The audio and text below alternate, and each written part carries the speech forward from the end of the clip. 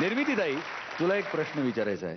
तुझ्या परफॉर्मन्सने तू अनेक नाटकं उचलून धरलेली आहेस, अनेक कार्यक्रम उचलून धरलेले आहेस, अनेक फिल्म्स तू उचलून धरलेले आहेस तुझ्या परफॉर्मन्सने. पण आम्हाला जाणून घ्यायचंय, तुला कधी कोणी उचललंय का ग? बाहेर भेट तू मला. हो हो, मला उचललंय मला उचललंय. हो. कोणी? आणि अख्ख्या महाराष्ट्राने बघितलं मला उचललेलं. कोणी ग? अरे ते नाही का, मुन्नी बदनामही केलं होतं मी. हा हा. त्याच्यात त्या बिचारा सगळ्या मुलींनी उचललं होतं मला. आणि मला आठवतंय, मी अशी पडले होते आणि त्या मुलांनी असं आरामात मला उचललं. मी घाबरतच करत होते सगळं. आणि ना परफॉर्मन्सच्या वेळेला समोर सचिनजी बसले होते आणि मी अशी पडले अशी छान. आणि त्यानंतर एका डोळ्याने मी सचिनजींकडे बघितलं तर ते असं करत होते. त्यामुळे मी खुश झाले की चला आपलं हे आपली लिफ्ट करा दे आपलं जमले. तर आता आपण स्वागत करूया आपल्या पुढच्या अप्सरेचं. येते आहे मृण्मयी देशपांडे.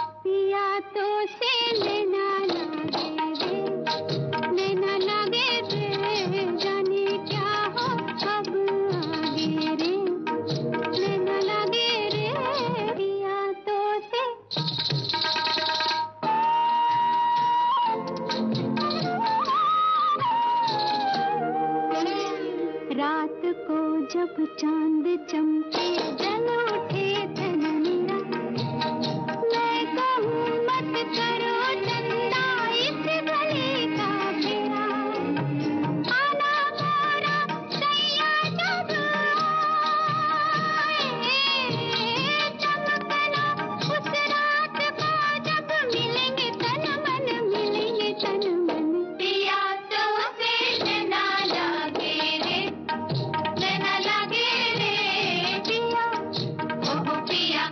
ओ पिया, आहा पिया, ओ पिया तो से ना लागे रे, जाने क्या हो अब आगे रे, ना लागे रे पिया तो से ना लागे रे.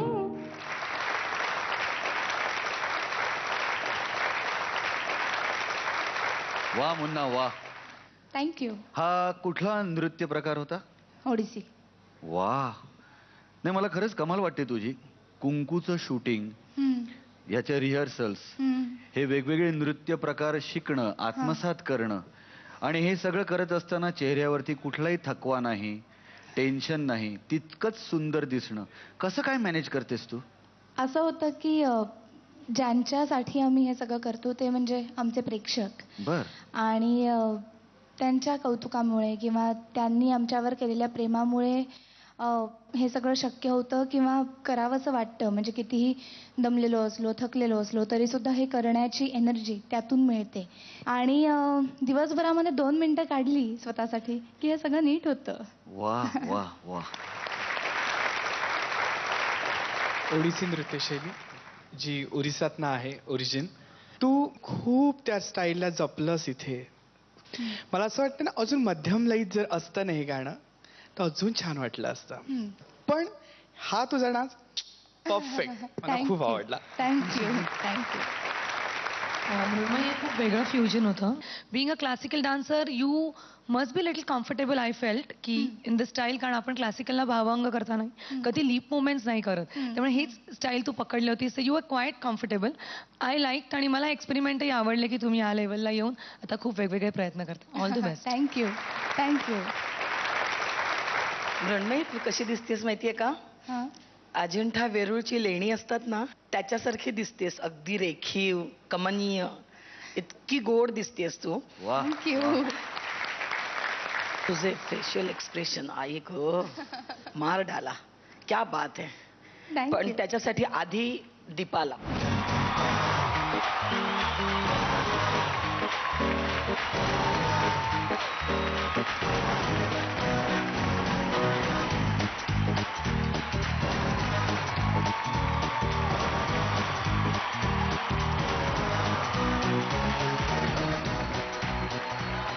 आता जाणून घेऊया महागुरूंचं काय मत आहे. मृण्मयी, हा प्रकार आपल्या या मंचावर प्रथम घडला आणि मला असं वाटतं या मंचाचं भाग्य की तो तुमच्यामुळे घडला. Thank you sir. थँक्यू. दीपा, खूप सुंदर कोरिओग्राफी. आणि जसं मधू म्हणाली तसं फेशियल एक्सप्रेशन्स, ते जे भाव तुमच्या चेहऱ्यावर जे दिसून आले ते कुठच्या कुठे पोचले असं मला वाटतं. It is so important. एक तुमची छोटीशी गोष्ट मला खूप आवडली. जाने क्या हो अब आगे रे, जे केलत ना तुम्ही. जाने क्या हो अब आगे रे. ओ हो, क्या बात है. Thank you sir. And Deepa, come.